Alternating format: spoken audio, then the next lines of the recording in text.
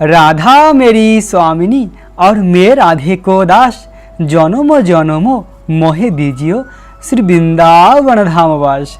राधे राधे, जय जय নীলাচল ধাম की, জগন্নাথ বলদেব সুভদ্রা মহারানী কি। প্রিয় ভক্ত, এই মুহূর্তে আমি রয়েছি এই জগতের নাথ, কলিযুগের সকল জীবকে উদ্ধার করার জগতের নাথ জগন্নাথপুরী ধাম। ঠিক ভগবান জগন্নাথ দেবের মন্দিরের সামনে রয়েছি। আমার ঠিক সামনে রয়েছে পতিত পাবন জগন্নাথ। এই পতিত পাবন জগন্নাথ সকলকে দর্শন দিয়ে উদ্ধার করে। তো সেই সত্যযুগের মন্দির জগন্নাথ দেবের মন্দির আজ রয়েছে। আজ আমরা ভগবান জগন্নাথ দেবের এই অপ্রাকৃত মন্দিরকে পরিক্রমা করব এবং জগন্নাথের সম্পূর্ণ লীলাকথা শ্রবণ করব। জগন্নাথ কিভাবে প্রকাটিত হয়েছে, জগন্নাথ কিভাবে ভক্তকে কৃপা করে, জগন্নাথের মহাপ্রসাদের মহিমা। তো আজ আমরা এই পতিত পাবন জগন্নাথকে প্রার্থনা করে এই স্থান থেকে পরিক্রমা শুরু করব এবং জগন্নাথের পুরো এই পুরীর মন্দিরকে পরিক্রমা করে এই স্থানে এসে পরিক্রমা সমাপ্ত করব। প্রিয় ভক্ত, যদি আপনারা সকলে মন দিয়ে এই কথাগুলি শ্রবণ করেন তাহলে অন্যকেও বলতে পারবেন। শ্রবণের মাধ্যমে আমরা জগন্নাথের মহিমা জানতে পারব। জগন্নাথ যে কত দয়ালু, জগন্নাথ কিভাবে অপালক নয়নে 24 ঘন্টা ভক্তকে দর্শন দেয়। আর সেই পতিত পাবন জগন্নাথ যে অতি পতিত থেকে পতিতকে উদ্ধার করে, সেই জগন্নাথের মহিমা কথা যদি আমরা শ্রবণ না করি তাহলে আমাদের জীবন বৃথা যাবে। এত প্রিয় ভক্ত, আমাদের সময় এদিকে ওদিকে কত না নষ্ট হয়, কিন্তু জগন্নাথের কথা অমৃত শ্রবণ করলে সেই সময় আমাদের জীবন থেকে নষ্ট হবে না। আর আপনারা সকলে যে যেখানেই রয়েছেন না কেন, মনসে আমার সঙ্গে পরিক্রমা করুন পুরীর জগন্নাথ মন্দিরের পরিক্রমা। এই মন্দিরের পরিক্রমা করলে অনন্ত কোটি ব্রহ্মাণ্ড পরিক্রমা করার ফল প্রাপ্ত হওয়া যায়, সমস্ত তীর্থের ফল প্রাপ্ত হওয়া যায়। এই জগতে যত তীর্থ রয়েছে সকল তীর্থের ফল ঘরে বসে প্রাপ্ত হতে পারবেন। মনটাকে জগন্নাথপুরী ধামে নিয়ে আসেন আর আমার সঙ্গে পরিক্রমা করেন। শাস্ত্রে বর্ণিত রয়েছে বৃন্দাবনে 1 মাস পরিক্রমার ফল নবদ্বীপ মায়াপুর ধামে 7 দিনে সেই ফল প্রাপ্ত হওয়া যায়। আর মায়াপুরের সেই 7 দিনের ফল জগন্নাথপুরী 1 দিন পরিক্রমা করলে সেই ফল প্রাপ্ত হওয়া যায়। কেননা এই জগন্নাথ হলো রাধা বিরহের মূর্তি।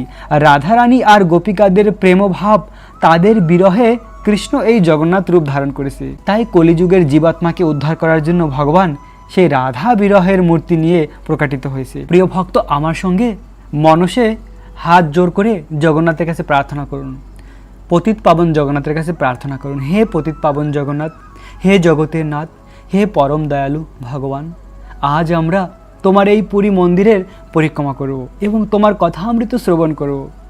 হে গোবিন্দ, হে জগন্নাথ, তোমার কথা অমৃত এত অমৃতময় যে কথা অমৃত শ্রবণ করে গোপিকারা সেই বিরহ যন্ত্রণা থেকে মুক্তি লাভ করেছিল। তোমার কথা অমৃত তপ্ত জীবনও। পরীক্ষিত মহারাজ তোমার কথা অমৃত শ্রবণ করে ভগবত ধাম প্রাপ্ত হয়েছিল। তো অলরেডি আমরা পরিক্রমা শুরু করেছি, এখন আমরা জগন্নাথ ভগবানের মহিমা কথা শ্রবণ করব। এখন যে জগন্নাথ মন্দির, পুরীর জগন্নাথ মন্দির, ওই স্থান একসময় ঘন জঙ্গল ছিল, সমুদ্রের তটে ছিল ঘন জঙ্গল। কোনো মানুষ বসবাস করতো না, শুধুমাত্র শবর জাতি ছিল, বনে বাস করতো, তারা কিছু ওখানে থাকতো, বাকি কেউ থাকতো না। ঘন জঙ্গল, নীল পর্বতের উপরে ভগবান নীল মাধব ওই স্থানে বিরাজমান ছিল। সেই ভগবান জগন্নাথ নীল মাধব রূপে প্রকাটিত হয়েছেন। বহু বহু বছর ভগবান ওই জঙ্গলে ছিলেন। তো সেই সময় এই ভারত ভূমিতে এক রাজা বাস করতেন। ওই রাজার নাম ছিল রাজা ইন্দ্রদুম্ন, আর তার রানীর নাম ছিল গুন্ডিসা দেবী। আর ভগবানের অনন্য ভক্ত নারদমণি বিভিন্ন স্থানে বিচরণ করেন। তো নারদমণি এসে ওই রাজা ইন্দ্রদুম্নকে বললেন, আপনি যার আরাধনা করেন ওই ভগবান এই জগতে প্রকাটিত হয়েছেন। তো নারদমণি সব কিছু বললেন যে উৎকল দেশে সমুদ্রের ধারে নীল পর্বতের পাশে ভগবান নীল মাধব আপনার আরাধ্য দেব রয়েছে। তো রাজা তার কথা শুনে খুব উৎকণ্ঠিত হয়েছে ভগবানকে দর্শন করার জন্য, কেননা রাজা ছিলেন ভগবানের অনন্য ভক্ত। তখন রাজা কিভাবে সেই ভগবানকে দর্শন করবে? রাজা আর রাজ পুরোহিত ছিলেন বিদ্যাপতি, আর ওই বিদ্যাপতি ছিলেন অনেক বিদগ্ধ ব্রাহ্মণ। তো রাজা ইন্দ্রদুম্ন বিদ্যাপতিকে পাঠিয়েছিল উৎকল দেশে যে তুমি যাও, ওখানে গিয়ে দেখো আমার নীলমাধব কোথায় রয়েছে। আমার নীল মাধবের সন্ধান পেলে তুমি আমাকে এসে বলবে, আর আমি নীল মাধবকে দর্শন করার জন্য যাব। তো রাজার আজ্ঞা অনুযায়ী বিদ্যাপতি ওখান থেকে রওনা দিয়েছিলেন। রাজা তখন ছিলেন উজ্জয়িনীতে। এখন যে আমরা জানি উজ্জয়িনী নামে একটি স্থান রয়েছে, ওই উজ্জয়িনীর রাজা ছিলেন। উজ্জয়িনী শহর প্রাচীন কাল থেকে ছিল, এখনো রয়েছে। তো সেই উজ্জয়িনী থেকে রওনা দিলেন বিদ্যাপতি। অনেক অনেক দিন পরে উড়িষ্যা যাওয়ার আগে একটি নদী ছিল, দিব্য নদী। ওই নদীকে বিদ্যাপতি পার করেছেন। নদীকে পার করে যে জঙ্গল, নীল মাধব যে জঙ্গলে থাকতেন, ওখানে প্রবেশ করে তিনি দেখলেন এক দিব্য বাতাবরণ, চারদিকে বৈকুণ্ঠর মতন, এত সুন্দর ওই বনটি। আর সেখানকার পশু পাখিরা একে অপরের বন্ধু, যেমন বাঘ আর হরিণ। বাঘের খাদ্য হলো হরিণ, কিন্তু তারা ওখানে বন্ধুত্ব রয়েছে। এখানে কষ্ট দুঃখ কিছু নেই, আনন্দময় স্থান। যখন প্রবেশ করেছে ওই বনে, আর সেখানকার সব কিছু দেখেই বিদ্যাপতি বুঝতে পেরেছেন যে এই স্থান কোনো সাধারণ স্থান নয়। নারদমুনির বর্ণনা অনুযায়ী এই স্থানেই অবশ্যই নীল মাধব রয়েছে, যেহেতু এখানকার সব কিছু দিব্য। কেননা বৈকুণ্ঠের একটি লক্ষণ হলো বৈকুণ্ঠে কোনো ঈর্ষা নেই, সেখানে সবাই একে অপরের মিত্র। তো যেহেতু ভগবান নীল মাধব ওই স্থানে ছিলেন, তাই সেই স্থান দিব্য ছিল। তো ওই বনে অনেক দিন বিদ্যাপতি ঘুরে বেরিয়েছেন, কিন্তু নীল মাধবকে খুঁজে পায়নি। নীল মাধবকে খুঁজে না পেয়ে শবর জাতি যারা রয়েছে বনে বাস করেন, ওনাদের কাছে জিজ্ঞাসা করেছিলেন যে এখানে নীল মাধব বলে কেউ কি আছে, কোনো ভগবান? তারা বলে আমরা তো কিছু জানি না, আমাদের যে রাজা রয়েছেন বিশ্বাবসু, আমাদের এই শবর জাতির রাজা, ওনার কাছে আপনি গিয়ে জিজ্ঞাসা করুন। বিশ্বাবসু উনি হয়তোবা কিছু আপনাকে সাহায্য করতে পারে। তো বিদ্যাপতি বিশ্বাবসুর বাড়ির ঠিকানা নিয়ে বাড়ির সামনে এসে জিজ্ঞাসা করলেন বাড়িতে কেউ আছেন? তখন বিশ্বাবসুর একটি মেয়ে ছিল, যার নাম ছিল ললিতা। ওই ললিতা দরজা খুলেছেন। দরজা খুলে দেখলেন অপরূপ সুন্দর এক রাজকুমার। যেহেতু বিদ্যাপতি রাজা রাজ পুরোহিত ছিলেন, অনেক সুন্দর ছিলেন, তাকে দেখে ললিতা তাকে বসতে দিয়েছেন। তাকে জিজ্ঞাসা করেছেন কি কারণে আগমন। তিনি বললেন আমি বিশ্বাবসুর সঙ্গে দেখা করতে চাই। ললিতা বললেন বিশ্বাবসু আমার পিতা, তিনি এখন বিশ্রাম করছেন। তো বিশ্বাবসু প্রতিদিন বনে যেতেন। তো বনে বিচরণ করতে করতে একদিন বিশ্বাবসু একটি পাহাড়ের উপরে অপরূপ সুন্দর নীল মাধবকে দেখেছেন।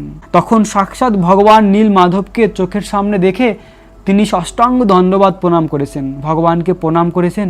আর ভগবানকে প্রণাম করার ফলে তার শুভবুদ্ধি উদয় হয়েছেন।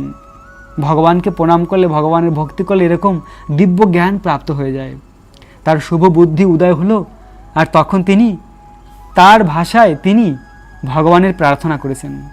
আর বনের যা কিছু ফুল ফল ছিল নীল মাধবকে অর্পণ করেছেন। তো এইটুকু এই ভগবান নীল মাধব প্রসন্ন হয়েছে। বিশ্বাবসুকে বলল আমি তোমার প্রতি খুব প্রসন্ন, আমি এই জগতের নাথ, আমি স্বয়ং ভগবান, তুমি এভাবে প্রতিদিন আমার পূজা করো। এত সুন্দর রূপ দেখে বিশ্বাবসু ভগবানের প্রেমে পড়েছেন। ভগবানের প্রতি তার প্রেম, ভালোবাসা, ভক্তির উদয় হয়েছে। বিশ্বাবসু ভগবানকে বললেন হে ভগবান, আমি এসে তোমার পূজা রাতে করব, কেননা দিনে যদি আমি করি তাহলে কেউ দেখে ফেলবে। আমি চাই না কেউ তোমাকে আমার কাছ থেকে নিয়ে যায়, তো আমি রাতে এসে পূজা করব। তো ভগবান চিন্তা করলো নীল মাধব এখানে তো কেউ আসে না, তুমি এসেছো, তুমি দিনে করো রাত্রি করো, যখন করো করো, কিন্তু তুমি আমার পূজা করো। দেখুন ভগবান চায় আমরা জীবাত্মারা যেন ভগবানের পূজা করি, ভগবানকে ভালোবাসি, কেননা এই সেবার মাধ্যমে আমরা জড় বন্ধন থেকে মুক্ত হতে পারি। তো নীল মাধব এভাবে এই বিশ্বাবসুকে দর্শন দিয়েছে। আর বিশ্বাবসু প্রতিদিন রাতে ভগবানের পূজা করার জন্য যেতেন। বিশ্বাবসুর মেয়ে ললিতাকে বিশ্বাবসু বলতেন ললিতা তুমি বনে গিয়ে ফুল চয়ন করে নিয়ে আসবে, সেই ফুল দিয়ে মালা বানিয়ে রাখবে। তো ললিতা প্রতিদিন পিতা যেভাবে বলেছেন সেইভাবে আরতির থালি, ফুল, ধূপ, দীপ সব কিছু সাজিয়ে রাখতেন, যে আমার পিতা যখন বিকেলবেলা ঘুম থেকে উঠে স্নান করবেন, স্নান করার পরে তিনি এই পূজার সামগ্রী নিয়ে বনে যায়। তো যখন ওই দিন বিদ্যাপতি ওই বিশ্বাবসুর ঘরে প্রবেশ করেছেন, তখন বিশ্বাবসু ঘুমিয়েছিলেন। আর ললিতাকে তখন জিজ্ঞাসা করলেন যে তুমি কি করছো। তা যা কিছু ললিতা করছেন সব কিছু বিদ্যাপতি দেখছেন। আর বিদ্যাপতি তো অনেক জ্ঞানী রাজ পুরোহিত, তিনি দেখেই বুঝতে পেরেছেন এই সব কিছু তো ভগবানের পূজার জন্য। আর ললিতা তো জানতো না, ললিতাকে তার পিতা কিছুই বলেনি। বিদ্যাপতি সব কিছু বুঝতে পেরেছেন যে এই সব কিছু দ্রব্য এ তো স্বয়ং ভগবানের জন্য।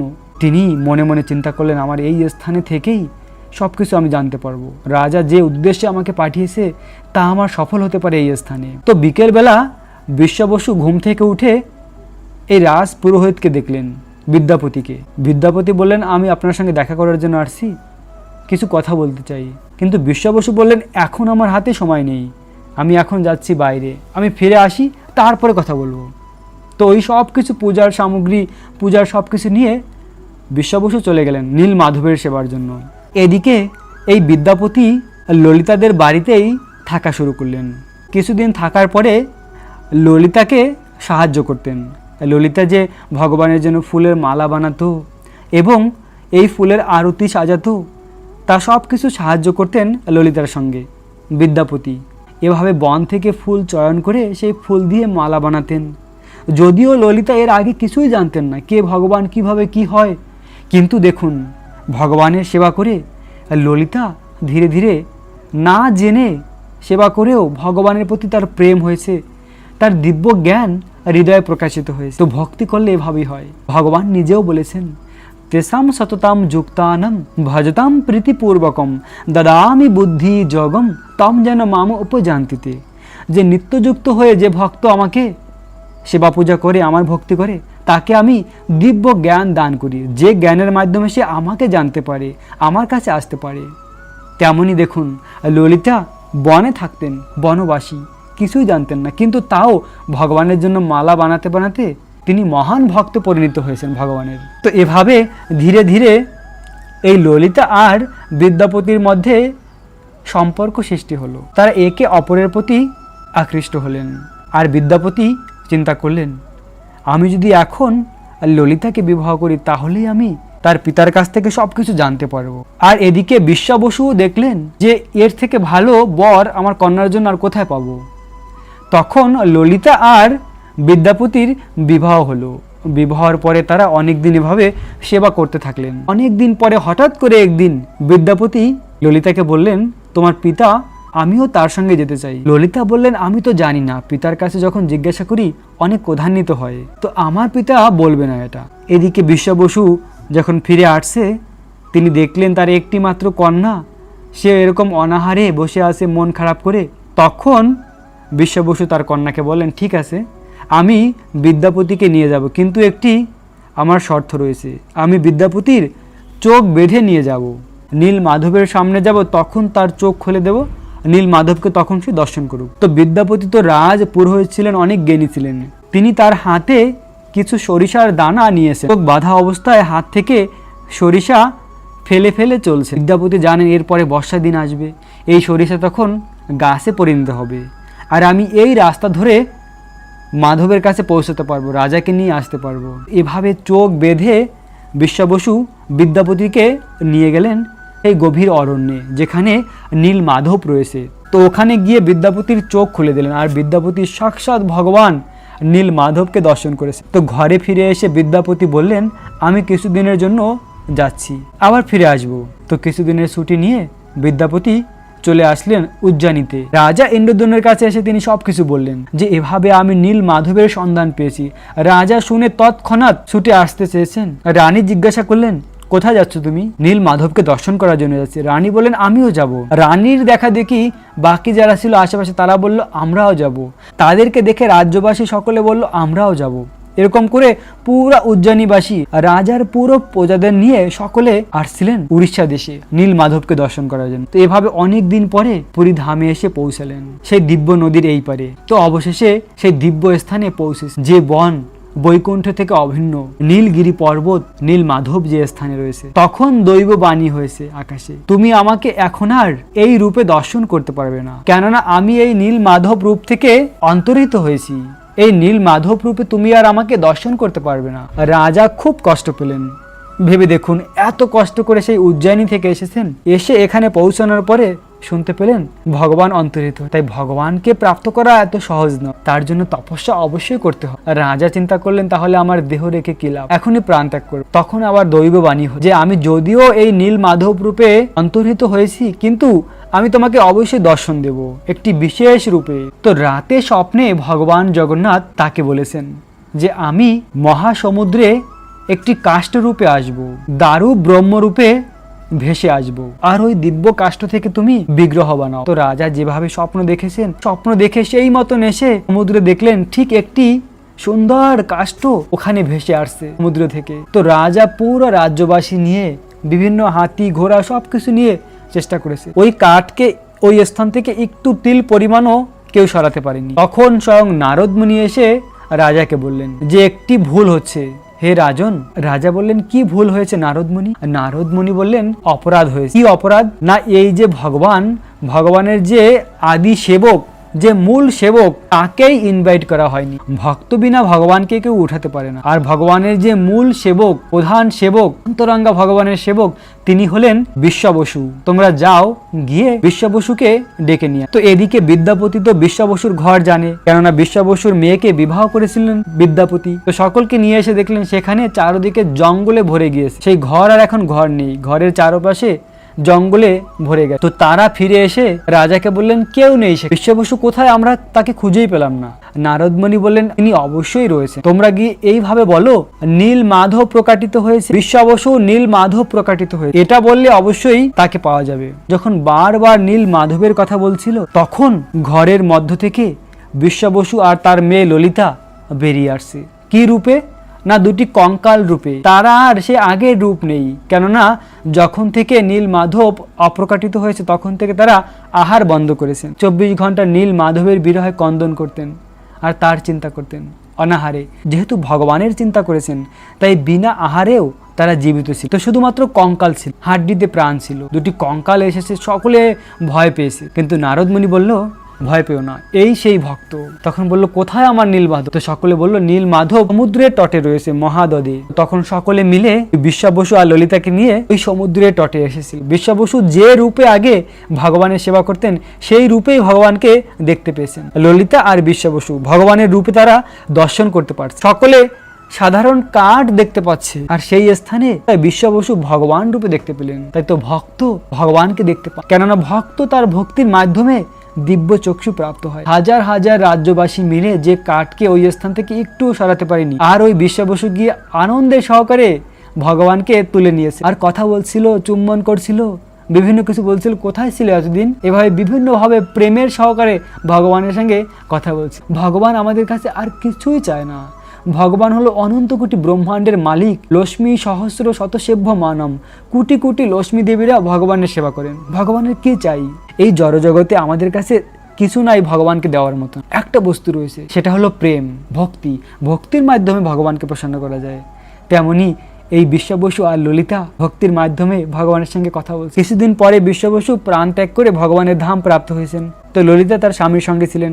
আর এদিকে ওই যে কাষ্ঠ, রাজা রাজ্যের সকল স্থানে ঘোষণা করেছেন যে এসে তোমরা এই কাষ্ঠ থেকে বিগ্রহ বানাও। কিভাবে বিগ্রহ বানাবে? চতুর্ভুজ বিষ্ণু রূপ। কেননা এই রাজা তো ভগবানের ভক্ত ছিল, বিষ্ণু ভক্ত। তিনি তো এর আগে কখনো জগন্নাথ রূপ দেখেনি। তো রাজ্যে যত কাঠ মিস্ত্রি ছিল কেউই ওই কাঠের উপরে কিছুই করতে পারে না। তাদের যা কিছু অস্ত্র শস্ত্র ছিল সবকিছু ভেঙে গিয়েছে, কিন্তু কাঠ কিছুই করতে পারেনি, এত মজবুত ছিল ওই কাঠ। তারপরে কিছুদিন পরে দেখলেন এক বৃদ্ধ কাঠ মিস্ত্রি একটি মাত্র অস্ত্র নিয়ে রাজার কাছে এসে বললেন আমি বিগ্রহ বানাবো। হাজার হাজার লোক এসে ফিরে গেল, কিছুই করতে পারেনি। আপনি এই বৃদ্ধ অবস্থায় কি করে বানাবেন? তিনি বললেন আমি বানিয়ে, কিন্তু আমার কিছু শর্ত রয়েছে। 21 দিন পর্যন্ত দরজা বন্ধ থাকবে, কেউ প্রবেশ করতে পারবে না। আর 21 দিনে আমি বাইরে আসবো না, আমার আহারের কোনো দরকার নেই।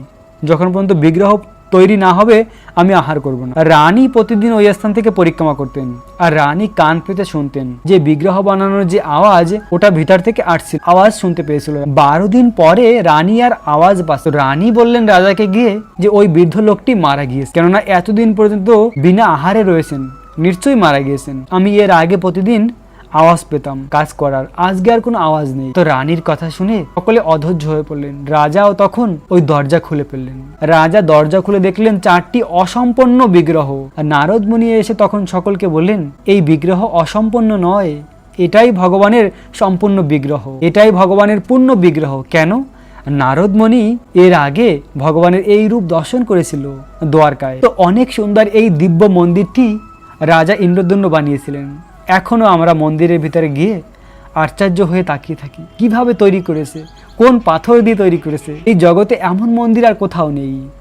আমরা জানি সাধারণত কোনো বাড়ি, কোনো মন্দির 100 বছর কিংবা 200 বছর তারপরে মাটির সঙ্গে মিশে যায়, কিন্তু এই মন্দিরটি সেই সত্য যুগ থেকে রয়েছে, আজও তেমনটিই রয়েছে। তো এভাবে রাজা অনেক সুন্দর এই মন্দিরটি বানিয়েছিল। মন্দির বানিয়েছে, জগন্নাথও রয়েছে, ভগবানও রয়েছে।